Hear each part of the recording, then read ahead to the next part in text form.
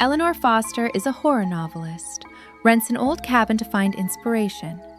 She recently lost her husband in a car accident 6 months ago and has been suffering from severe insomnia ever since. The cabin is surrounded by old trees, far from the city, with no internet signal, the perfect place to escape from the world. In the misty woods of Maine, Eleanor Foster drives an old car through narrow, mossy roads. Her GPS is dead. Her radio is making noise. I can't write in a crowd. Or maybe I just need a place where the noise can't reach me. Eleanor arrives at an old cabin. Fallen leaves are scattered around. The place is not clean, not comfortable, but the silence is pure. Eleanor observed the surrounding area and looked outside through the window. Everything felt quiet and silent. Eleanor sat reading a book. He straightened up, turned off the lights, then grabbed a flashlight. With slow steps, he peeked out from behind the curtain. The dark forest is silent. Eleanor was asleep on the sofa, her body curled up and covered with a thin blanket. Sleep should be a safe place, but not tonight. Eleanor slowly opened her eyes. Her body was stiff, as if weighed down by an invisible weight. She slowly got up, grabbed a flashlight, and walked away shakily. I didn't sleep. I just let my body rest. But I know I heard that. Eleanor finds an old note from inside the closet that has strange symbols written on it. This is not ordinary writing. This is a warning. Eleanor mopped the living room floor. She paused when she noticed 3 long, straight, deep scratches in the wooden planks. She played the recording from the night before again. He came closer. He wanted me to know. It was evening. Eleanor sat by the large window. When she turned, she saw a tall shadow standing outside, still, motionless. His eyes were large, dark. When Eleanor turned her head straight, the figure was gone. In the dream, Eleanor walks in a dark, endless corridor. I don't know if I'm still asleep or if I'm already in it. In the morning, Eleanor plays the night footage.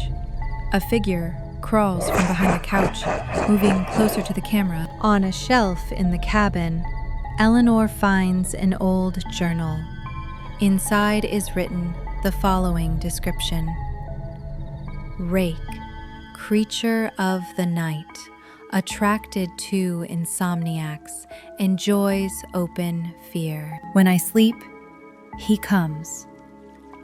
When I'm awake, he waits. Eleanor dreams of herself sleeping. From behind the couch, the rake appears and sits on her chest. My dream is no longer mine. In the morning, on the wall was a handwritten note and a dark red sentence.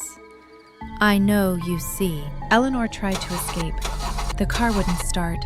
There was no signal on her phone. She went back to the cabin and wrote a final message in a notebook. I was surrounded by silence and something that was not human. Eleanor listens to a strange voice recording. Your eyes are beautiful when they're open. I'll help you close them. In the bathroom, Eleanor sees 3 lines on her arm, but it doesn't bleed. He marked his. Eleanor burned the mattress and the note outside. She wrote in large letters on the wall, I will not sleep. Eleanor walks through the woods with the flashlight.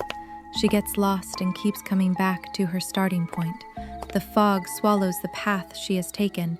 He sits in front of his laptop, staring at the camera. The rake's reflection is visible in the window behind him. If this is the end, I'm going to see it through to the end. 3 a.m. The power goes out. Eleanor lights a candle.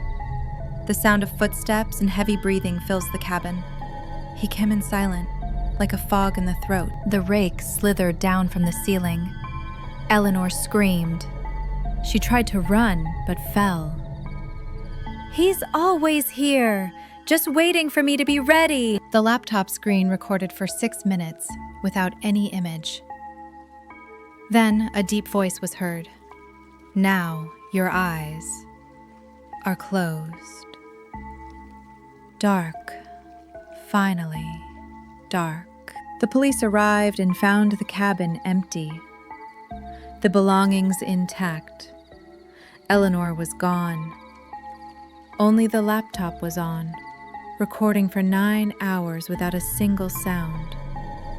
My trail is gone, but she's still here, waiting for other eyes to open. Sometimes, fear doesn't come from the darkness, but from staying awake too long.